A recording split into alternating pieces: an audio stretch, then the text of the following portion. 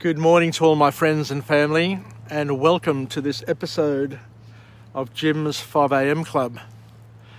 In case you're not aware where I am, I'm on top of Mount Tomaree at the headland to Port Stephens. Across on the other side there is Mount Yakabar. So you've got these two beautiful tall mountains that guard the entrance to Port Stephens. And it's a beautiful Monday morning. It's a winter's long weekend, the Queen's birthday. And I'm up here for the weekend with my wife Paula, and we've been blessed with glorious winter weather. It's whale season, and there are thousands of whales steaming past on their way up north so that they can calve. I haven't seen much whale activity. I can see a whale fin out there, but I haven't seen any whales breaching as yet. But it's only a matter of time before they start launching themselves out of the water and enjoying this beautiful day. I can see a sailing boat there just heading towards the sunrise, and just wonder how beautiful it would be to be on board and just escaping for a moment. So what I want to do today is do what I do most days, and that is bring you a book summary, have a sit down and talk. Actually, there's another sailing boat down the bottom here, just cruising through the sunrise. That's dressed across the water. How beautiful. So I just want to continue my project, my Jim's 5am Club, because believe it or not, I enjoy it. I look forward to it. It's something that makes me feel very, very happy. So pardon me for my indulgence. I was speaking to my friend Aris yesterday, and he says, "Sorry, Jim, I don't watch all your 5am clubs because I just don't have the time. I just saw a whale just explode out there." And I said, "Don't worry, Aris, I don't listen to them. I don't watch them all myself, and I'm sure that nobody else does as well." So I had a good laugh with him there. So it was great to catch up with him there at Bagnall's Beach with his dog, Louis. And he was quite sad, actually. He was quite sad because he had to put down his other beautiful dog, Lola. There's another whale breaching out there. I don't know if you can see the splash, but I think it's about time that we're going to see quite a few of them. So I've got two. They're probably about 500 metres away, so they're not close. But they're close enough for me to see a fin out there. I don't know if you can see it, but there's a fin out there just flapping on top of the water. You can see the glistening in the sun. But it's glorious just being up here. As I say to people, this is my bolt hole. I come here to escape, and I just absolutely love it. So what we're going to do today is a whale just exploded out of the water again. Another one over there as well. Is to talk about a book called Why Nations Fail by Daron Acemoglu. Daron Acemoglu. And he says that poor countries are poor because those in power make poor decisions. So what we're going to do is we're going to indulge and dig a little bit deeper to try and find out from an economic perspective, so from a socio-economic perspective, what those poor decisions actually mean and how they can be changed. And he says that often, we make excuses for countries, saying, and I did a book summary yesterday which kind of suggested that some countries are the way they are because of their geographic location, about where they are on the planet, and it's through no fault of their own. that they are resource rich or resource poor. But the author then goes on, this author here goes on to say, well, look, there's a little bit more to that. It's not just where they're located and the resources that they have, but because you can have two countries side by side, split or broken or separated by a small canal or small amount of water, or, who knows? But you can have, there are plenty of examples of countries that are neighbours side by side, where one country benefits with abundance and a better lifestyle, and the other one is subject to abject poverty, suffering, and terrible conditions. And the author goes on to say in their first formal point that if you want to explain why two countries can have such different living standards, just look at the institutions that they have put in place.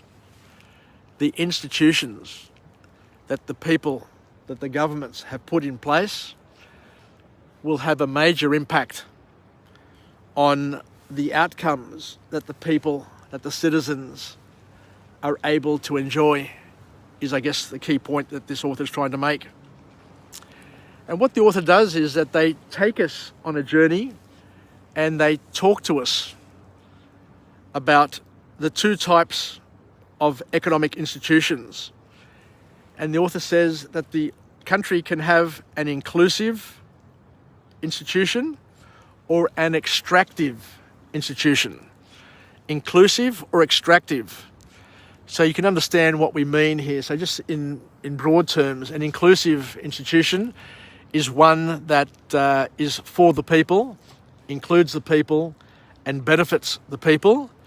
And the extractive ones are the institutions that use the people for the government's benefit and basically exploits and does not share equally the fruits of the benefits.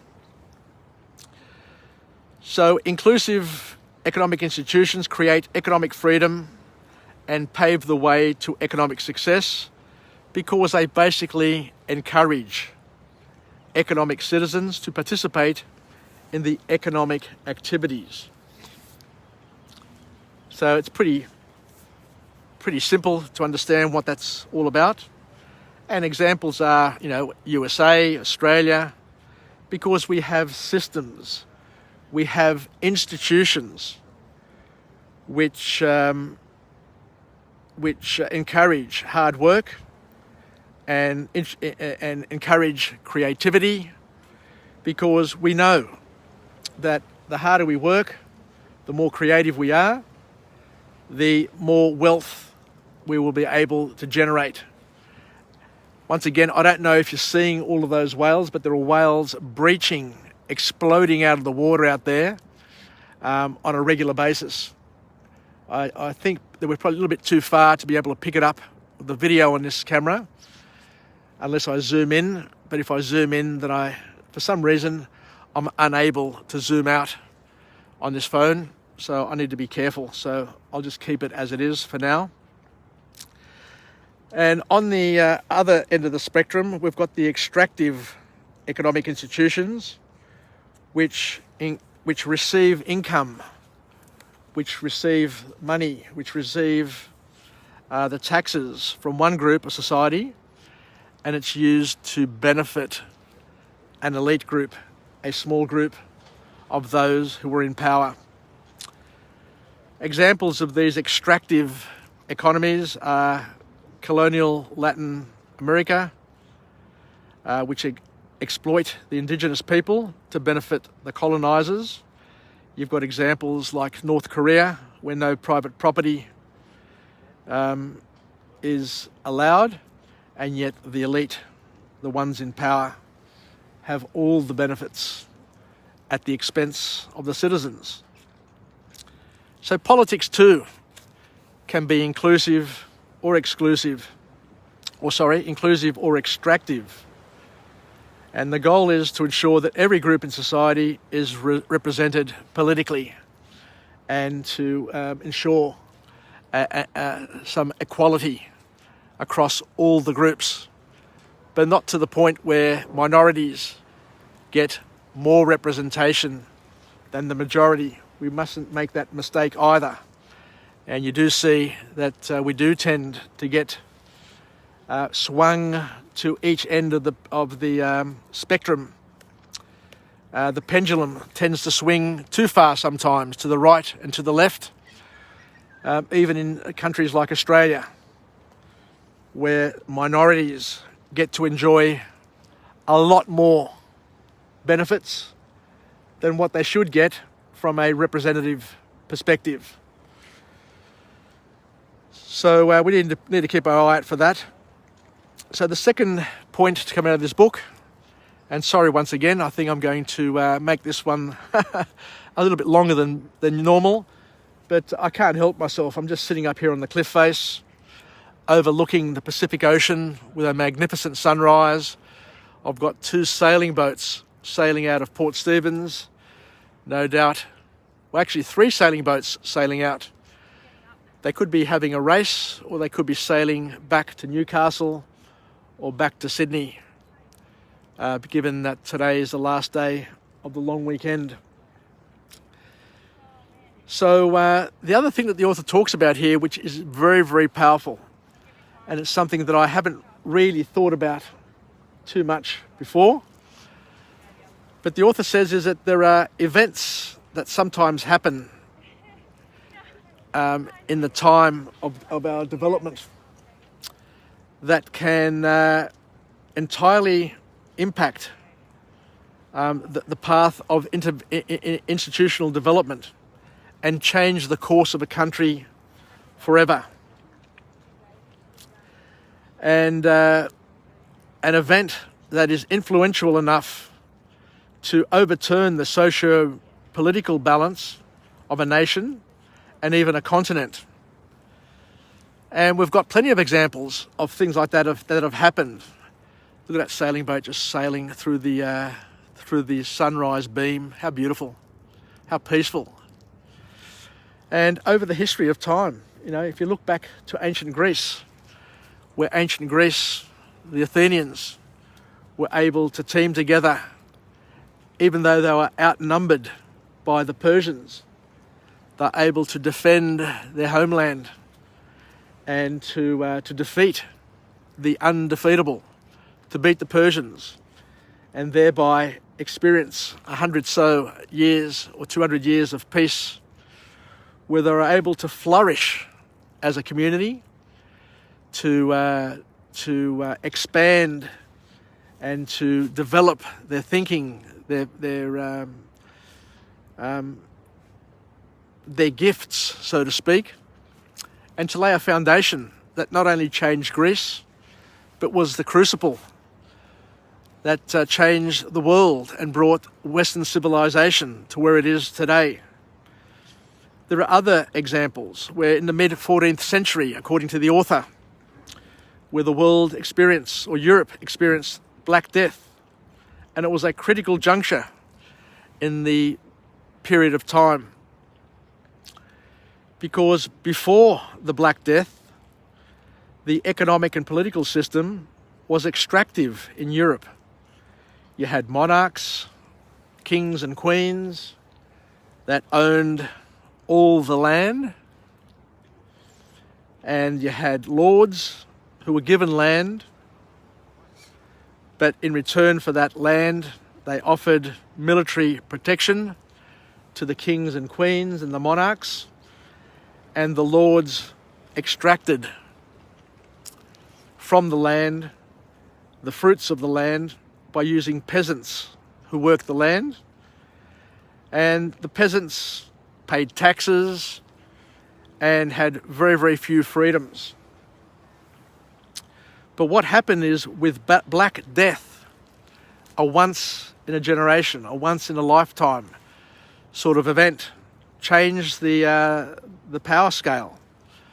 And because there was less labour around, because of the labour shortages they were able, through this supply and demand, to organise themselves so that they could fight for fewer taxes and for greater freedoms.